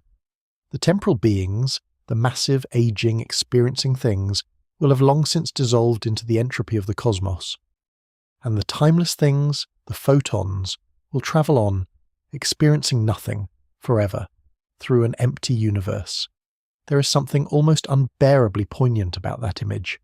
The last remnants of the universe, moving at the speed of light, experiencing no time, alone in an infinite expanding dark. It is an image of absolute timelessness, of a universe that has consumed all its temporal processes and left only the boundary condition of time itself, the speed of light, still inscribed in empty space. Now, I want to be careful here to note that this is the prediction of current physics based on current observations and our current understanding of dark energy. The behaviour of dark energy over cosmic timescales is uncertain. Some models suggest it could change over time, potentially leading to different outcomes. The Big Rip is another proposed scenario in which dark energy grows stronger over time and eventually tears apart galaxies, then solar systems, then atoms, in a final catastrophic expansion. The Big Crunch is a scenario in which expansion reverses and the universe collapses back on itself. These are less favoured by current data, but they remain live possibilities given how much we still do not understand about dark energy. As I've mentioned before, I'd always encourage you to follow the scientific literature on these questions rather than treating any single account as the final word. Cosmology is an active, dynamic field where our understanding shifts as new data arrives, and the fate of the universe is very much still a subject of ongoing investigation. But returning to the present, to the accessible, testable, confirmed physics we have been discussing, I want to spend a moment on something that I think often gets lost in discussions of time dilation and the speed of light, the role that light-speed physics plays in the structure of our understanding of the cosmos itself. Every observation we make of the universe is an observation through time, because light takes time to travel. When you look at the night sky, you are not seeing the universe as it is now. You're seeing it as it was when the light you're receiving left its source. The light from the moon takes about 1.3 seconds to reach us, so we see the moon as it was 1.3 seconds ago. The light from the sun takes about 8 minutes. The nearest star beyond our sun, Proxima Centauri, is about 4.2 light-years away, so we see it as it was 4.2 years ago. The Andromeda Galaxy, visible to the naked eye on a clear dark night, is about 2.5 million light-years away, so the light entering your eye left that galaxy during the Pleistocene epoch on Earth, when our ancestors were stone tool-using hominids who had not yet developed modern human anatomy. The James Webb Space Telescope has observed galaxies as they were roughly 13.5 billion years ago, just a few 100 million years after the Big Bang. When we look at those distant ancient galaxies, we are not looking at where those galaxies are now. We are looking at light that has been travelling for 13.5 billion years to reach us. The universe has expanded enormously in that time, and those galaxies are now vastly farther away than 13.5 billion light-years. The light we see left them when the universe was a fraction of its current size. This is the cosmic consequence of the speed of light being finite, and it ties directly to everything we have discussed about time and light speed travel. The universe is not only structured by the speed of light in the sense of limiting how fast things can move, it is structured by the speed of light in the sense of limiting what we can know. Our observational window into the cosmos is bounded by the distance light has had time to travel since the Big Bang. Everything beyond that distance the region cosmologists call beyond the observable universe, we cannot see and cannot know about. Those regions may have their own galaxies, their own structures, their own phenomena, but the light from them has not had time to reach us in the 13.8 billion years since the universe began. And because the universe is expanding, some of those regions are receding faster than light can bridge the gap, meaning we will never receive information from them, regardless of how long we wait. The speed of light defines not just a speed limit for objects, but a horizon for knowledge. Our universe is, in a very precise sense, finite in the information it can contain within the causally accessible region, and that finiteness is a direct consequence of light speed and the age and expansion rate of the universe. There is a beautiful reciprocity here. The speed of light creates time dilation, which allows photons to exist without temporal experience. But the speed of light also creates a causal horizon, which limits what any temporal being can ever know. The boundary that separates the timeless from the temporal also separates the knowable from the unknowable. Light lives on that boundary, carrying information from one side of the universe to the other, while experiencing neither the time of the journey nor the vastness of the space it crosses. We, standing on our small, slow temporal planet, look out through telescopes and collect that light, those ancient timeless photons that have been travelling since long before our planet existed, and from them we reconstruct the history of the cosmos. We do this because we have time. We have the luxury of accumulating data, building theories, checking predictions, revising understanding. The photon arrives instantly in its own reference frame. We receive it, and then we spend decades or centuries understanding what it means. That entire process, the slow, careful, temporal process of science, is possible only because we exist on the timeful side of the light-speed boundary. Every time a physicist adjusts a GPS receiver to account for relativistic time dilation, every time a particle accelerator bends the trajectory of a nearly relativistic proton, every time the Event Horizon Telescope collects light that has been bent around a supermassive black hole, and every time we trace the path of a photon that left a distant galaxy before our sun existed, we are extending our temporal consciousness into the timeless universe. We are massive, aging creatures reaching across the light-speed boundary with our instruments and our mathematics, touching the eternal present of the photon and pulling it back into our world of time. That is, when I stop and think about it, one of the most extraordinary things that intelligence has ever done.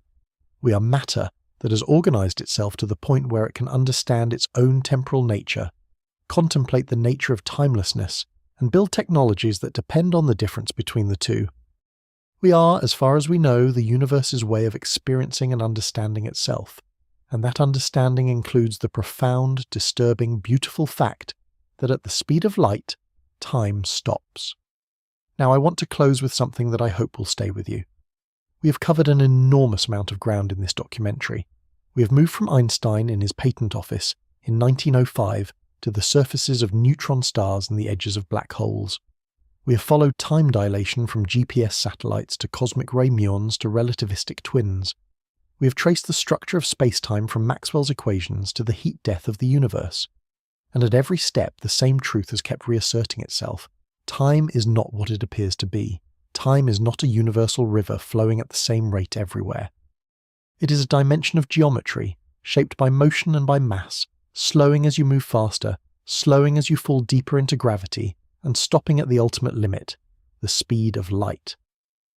The universe has built this into its structure at the most fundamental level, as a consequence of the single insistence that the speed of light is the same for all observers. And the implications of this keep spiraling outward into every corner of physics, from the practical engineering of navigation satellites to the theoretical frontiers of quantum gravity, from the observable structure of the cosmos to the ultimate fate of everything in it. We have barely scratched the surface of those implications in a single documentary, and I think that is actually the appropriate response to what the physics is telling us. Humility and curiosity, and the recognition that the universe is under no obligation to be simple or to match our intuitions. A final thought, and I say this as someone who has spent a long time with these ideas and still finds them genuinely difficult to absorb. The fact that time stops at the speed of light is not a fact about some remote, exotic corner of reality that has nothing to do with us. It is a fact about the structure of the universe we inhabit. The photons entering your eyes right now are experiencing that zero-time present, the light that allows you to see the world, that gives you the visual information you are processing in this moment, is travelling at the speed of light, and it is doing so without experiencing time. The timeless and the temporal coexist in every moment of your experience. You exist in time. The light that shows you the world does not. And somehow, from that extraordinary asymmetry, from that unlikely partnership between the temporal and the timeless, the entire project of conscious experience of the cosmos emerges. That is what physics gives us when we ask what happens to time at the speed of light. Not just an equation, not just a number, a window into the deepest structure of reality, and a reminder that the universe is stranger, more beautiful, and more worth understanding than any of us had the right to expect. As always on Deep Space Intelligence, everything we have covered here is grounded in real physics, real experiments, real data. But science is a living enterprise, and the questions at the edges of what we have discussed are genuinely open. I encourage you to take these ideas forward, read the original research, explore the peer-reviewed literature, and form your own considered views on what the physics means. That process of informed, independent thinking is, I think, the best tribute we can pay to the extraordinary human curiosity that gave us relativity, GPS, gravitational wave detectors, and the image of a black hole in the first place. But before we close, I want to spend some more time on the arrow of time, because it is one of those topics that connects directly to everything we have discussed, and yet contains its own profound strangeness that deserves more careful attention than it usually receives. We have spoken repeatedly about time slowing at high velocities and in strong gravitational fields, but there is another aspect of time that physics has to grapple with, one that sits alongside time dilation as a deep puzzle, the directionality of time. Time as we experience it flows in one direction. The past is fixed and unchangeable. The future is open and undetermined. We remember yesterday, not tomorrow. Causes precede their effects. Eggs break and do not spontaneously reassemble. Hot coffee cools in a cold room and does not spontaneously reheat. These asymmetries are so fundamental to our experience that we barely notice them as facts in need of explanation, but they are. They are deeply puzzling from the perspective of fundamental physics. Here is the puzzle in its starkest form. The fundamental equations of physics, both classical and quantum, are almost entirely time-symmetric. This means that if you took any physical process described by those equations and ran it backward in time, the reversed process would also be a valid solution to the equations. A film of billiard balls colliding, if played in reverse, shows another sequence of collisions that obeys Newton's laws just as well as the forward version. A quantum mechanical system evolving under the Schrödinger equation can be mathematically reversed. The laws of physics at the microscopic level do not prefer one direction of time over the other, and yet the world we observe is profoundly asymmetric in time. You have never seen a broken egg spontaneously reassemble itself. You have never seen a room fill with smoke and then all the smoke gather back into a candle. You have never seen the orbits of stars rewind themselves. Time clearly flows in one direction. Why? The answer that physicists currently give, while genuinely illuminating, is also somewhat unsatisfying in its foundations. It comes from thermodynamics, and specifically from the second law of thermodynamics, which states that the entropy of an isolated system either remains constant or increases over time. Entropy, roughly speaking, is a measure of the number of microscopic arrangements that are consistent with a system's macroscopic state.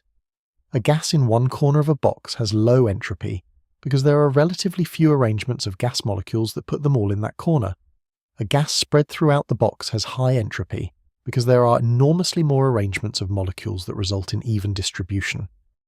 When you remove the barrier and let the gas spread, it does so spontaneously and irreversibly, not because the laws of physics forbid the gas from going back to the corner, but because the number of microscopic arrangements that lead to even distribution is so vastly greater than the number that lead to concentration in one corner that the chances of the gas spontaneously reconcentrating are effectively zero. The gas spreading out is not forced by any specific force or law. It is a matter of overwhelming probability. This is the origin of the arrow of time. The universe started in a state of very low entropy, shortly after the Big Bang, when matter and energy were concentrated and hot and ordered in a specific way, and has been moving toward higher entropy ever since. The asymmetry of time is, in this view, not a fundamental feature of the laws of physics, which are mostly time-symmetric, but a consequence of the specific initial conditions of our universe. This raises an obvious and deeply puzzling question. Why was the entropy of the early universe so low? Why did the Big Bang produce a universe that started in a highly ordered state, rather than a maximally disordered one. That initial low entropy is what gave time its arrow, but the reason for that initial low entropy is itself one of the great open questions in cosmology and the foundations of physics. Some physicists argue that it reflects a deeper law not yet discovered. Others invoke anthropic reasoning, arguing that only universes with low entropy beginnings can produce the complex structures necessary for observers to exist, so observers like us will always find themselves in such universes. Others suggest that the question may be ill-posed, that asking why entropy was low at the Big Bang is asking about a time before the concept of time applies. The honest answer is that we do not yet fully know. And this connects back to the speed of a light and time dilation in a deep way. We know that time slows with velocity and gravity. We know that time stops at the speed of light. We know that the laws of physics are time-symmetric at the microscopic level. And we know that the arrow of time, the one directionality of temporal flow that we experience every moment of our lives, is a thermodynamic phenomenon arising from initial conditions that we cannot yet fully explain. Time is simultaneously one of the most familiar features of our experience and one of the most poorly understood features of our universe. There is a researcher whose work I think is worth drawing attention to here, though of course I encourage you as always to investigate independently. The physicist Sean Carroll at Johns Hopkins University has written and spoken extensively about the arrow of time and the origin of entropy, arguing that the reason the universe began in a low entropy state is ultimately a cosmological question, one that requires understanding the universe's initial conditions at the deepest level, possibly involving processes beyond the Big Bang that we do not yet have a theory for. His work and the work of many collaborators represents one of the most sustained and serious contemporary attempts to understand why time flows in one direction. Whether his specific proposals turn out to be correct is something that ongoing research will determine, but the question itself is one of the most profound that physics currently faces. Now, there is another dimension of the speed of light and time that I have not yet addressed, and that is the question of faster-than-light scenarios in the context of general relativity. We have established firmly that in special relativity, no massive object can be accelerated to the speed of light. That is a hard limit. But general relativity introduces a more complicated and more subtle set of possibilities, because general relativity allows space-time itself to expand or contract, and this expansion or contraction is not subject to the same speed limit as the motion of objects within space-time. We have already noted that distant galaxies are receding from us at speeds that, in terms of the rate of increase of proper distance, exceed the speed of light. This is not a violation of special relativity, because those galaxies are not moving through space faster than light. The space between us and them is expanding, carrying them away. This is a fundamentally different kind of motion, the expansion of the space-time fabric itself, and it is not constrained by the light speed limit that applies to the motion of objects through space. Cosmologists have proposed theoretical models that exploit this feature of general relativity in more extreme ways. The most famous is the Alcubierre warp drive, proposed by physicist Miguel Alcubierre in 1994. Alcubierre showed that general relativity permits, in principle, a solution to Einstein's field equations in which a region of flat spacetime is surrounded by a bubble of contracted space in front and expanded space behind. A spacecraft inside this bubble would not itself be moving faster than light through local space. Instead, the spacetime around the bubble would be structured so that the effective distance between the spacecraft and its destination decreases at a rate that, from an outside perspective, exceeds the speed of light. The spacecraft would arrive at its destination without ever having locally exceeded the speed of light. Time inside the bubble would flow normally for the occupants, and yet the journey would be effectively faster than light from the perspective of an outside observer. This is fascinating and has attracted enormous popular attention, but it is important to be honest about its status. The Alcubierre warp drive requires exotic matter, specifically matter with negative energy density, to maintain the geometry of the bubble. No known form of matter has negative energy density in the required way, and there are serious theoretical questions about whether such matter is physically possible. Moreover, subsequent analysis by various physicists has shown that constructing and controlling a warp bubble would require energies far in excess of anything imaginable, and would face severe physical and causality problems. Most physicists regard the Alcubierre warp drive as a fascinating mathematical curiosity, a proof that such solutions to Einstein's equations can be written down, rather than a realistic technological prospect. But I mention it because it illustrates something important. The speed of a light limit is a limit on the motion of objects through space, not a limit on the structure of space itself. The universe is richer and stranger than even the constraints of special relativity alone would suggest. Similarly, there are theoretical proposals involving wormholes, which are hypothetical tunnels through space-time that would connect two distant regions by a shorter path through a higher dimensional geometry. Wormholes are permitted by general relativity as mathematical solutions, and they would allow in principle a traveller to go from one part of the universe to another much more quickly than light travelling through the ordinary space between those two regions. The traveller's local experience of time would be normal. No local violation of the speed of light limit would occur. But the effective transit time, measured against the distances in ordinary space, could be less than the light travel time. Once again, there are severe physical obstacles. Wormholes appear to require exotic matter to remain stable, and they raise profound questions about causality, because a traversable wormhole could in principle be used to create closed time-like curves, paths through space-time that loop back to their starting point, effectively allowing travel into the past. Causality violations of this kind are deeply problematic for physics, and many physicists suspect that nature has some mechanism, perhaps what John Wheeler and Kip Thorne called chronology protection, that prevents them from forming. Stephen Hawking proposed the chronology protection conjecture, which holds that the laws of physics conspire to prevent the formation of closed time-like curves, though proving this rigorously remains an open problem. These exotic possibilities remind us that our understanding of time and the speed of light, while enormously well developed and experimentally confirmed in the domains we can test, extends into theoretical territory at the edges where we are much less certain. The confirmed physics of special and general relativity, the time dilation measured with atomic clocks and particle accelerators, and GPS satellites is on an entirely different epistemic footing from the speculative physics of warp drives and wormholes. But both emerge from the same foundational framework, and the fact that the framework permits such exotic scenarios, even if nature prevents them from being realized, tells us that space-time is a richer and more flexible structure than our everyday intuition suggests. Let me spend a moment too on something more immediate and perhaps more personal in its implications. The physics of time dilation applies not just to hypothetical relativistic spaceships and theoretical black holes. It applies right now to you, to every moving object on Earth, to every satellite in orbit, to every particle in every accelerator on the planet. The effect is tiny at human speeds.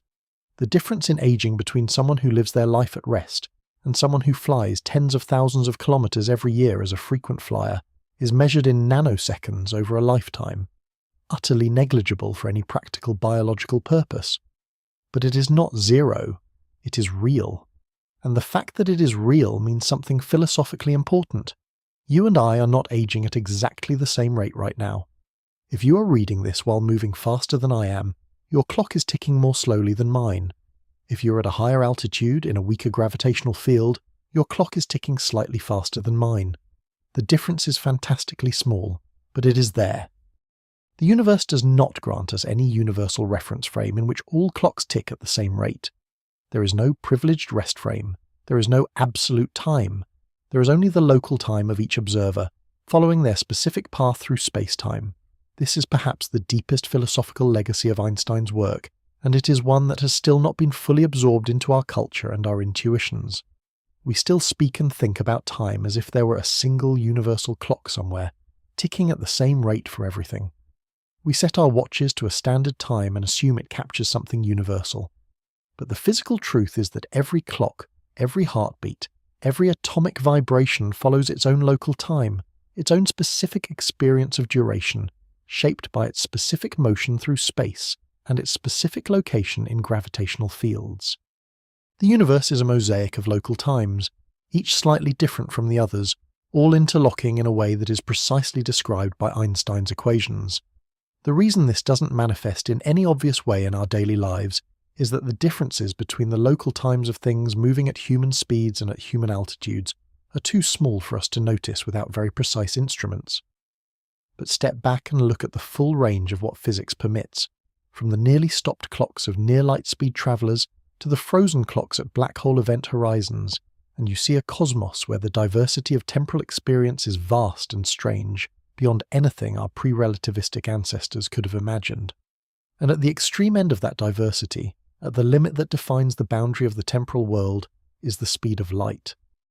The photon, moving at that limit, exists in a permanent zero-duration present, a single dimensionless event connecting its creation to its absorption, with no time, no distance, no journey between. We, moving far below that limit, exist in a flowing stream of moments, accumulating history, building memory, growing older. The universe contains both modes of existence simultaneously, in every moment, as photons pass through and around the massive temporal things that populate the cosmos. That coexistence, that interplay between the timeless and the temporal, is not incidental to the structure of the universe. It is the structure of the universe. The speed of light defines the boundary between two modes of existence, and everything we know about physics, from the smallest subatomic particle to the largest galaxy cluster, from the first fraction of a second after the Big Bang to the last photon in the heat death of the cosmos, is organized around that boundary. When we ask what happens to time if you reach the speed of light, we're asking about the edge of everything temporal, the limit that defines what it means to exist in time, the boundary that separates the world of clocks and memory and causality from the world where none of those things apply. And physics, with remarkable precision and remarkable experimental confirmation, gives us the answer. At the speed of light, time stops, not metaphorically, not approximately. With mathematical exactness and physical reality, that answer is, as our title promises, a disturbing one. It disturbs the comfortable assumption that time is universal. It disturbs the intuition that our experience of duration is somehow primary or privileged. It disturbs the idea that the universe has a single shared present that all observers agree on. But it disturbs in the way that all great scientific discoveries disturb, by replacing a simpler, incorrect picture of reality with a more complex, more accurate, and ultimately more beautiful one. The universe is not obligated to be simple. It is not obligated to match our intuitions or to make us comfortable. What it is obligated to do, as far as we can tell, is to follow consistent mathematical laws, and those laws, tested and confirmed in every laboratory and every satellite and every particle accelerator on Earth, tell us that time is a dimension of space-time, that it bends with motion and gravity, and that at the speed of light it ceases to exist for the traveller. That is a genuinely extraordinary fact about the universe we inhabit. And the fact that we can know it, that beings made of atoms can figure out the temporal structure of the cosmos by sitting down with mathematics and conducting experiments, is perhaps even more extraordinary still. As always on Deep Space Intelligence, everything we have covered here is grounded in real physics, real experiments, real data. But science is a living enterprise, and the questions at the edges of what we have discussed are genuinely open. I encourage you to take these ideas forward, read the original research, explore the peer-reviewed literature, and form your own considered views on what the physics means. That process of informed, independent thinking is, I think, the best tribute we can pay to the extraordinary human curiosity that gave us relativity, GPS, gravitational wave detectors, and the image of a black hole in the first place. But before I let you go, I want to take one more pass at this topic from a slightly different angle, because I think there is something we have not yet made fully explicit, something that I believe is the single most important philosophical takeaway from everything we have covered. Throughout this entire discussion, we have been talking about time as if it is a thing that can be measured, stretched, dilated, stopped, and physically, that is exactly right. Time is measurable, it is stretchable, it is dilatable, and at the speed of light, it stops. These are facts about the physical world confirmed in laboratories and satellites and particle accelerators around the world. They are not in dispute among physicists who work with these theories, but there is a deeper question lurking beneath all of that. We have described what happens to time, we have described how time behaves, but we have not really asked, what is time? What is the thing that is being stopped when you travel at the speed of light? The honest answer, which I think deserves to be stated plainly, is that we do not have a fully satisfying answer to that question. We have extraordinarily precise mathematical descriptions of how time behaves. We have the metric tensor of general relativity, which describes the geometry of space-time and determines the rate at which clocks tick at different positions and velocities. We have the Lorentz transformation of special relativity, which precisely relates the time measurements of observers in relative motion. We have thermodynamics, which tells us why time has a direction. We can calculate, predict, and measure temporal phenomena with extraordinary accuracy. But the question of what time fundamentally is, what the experience of temporal passage corresponds to in terms of physical reality, why there is time at all rather than a static, timeless universe, remains genuinely open.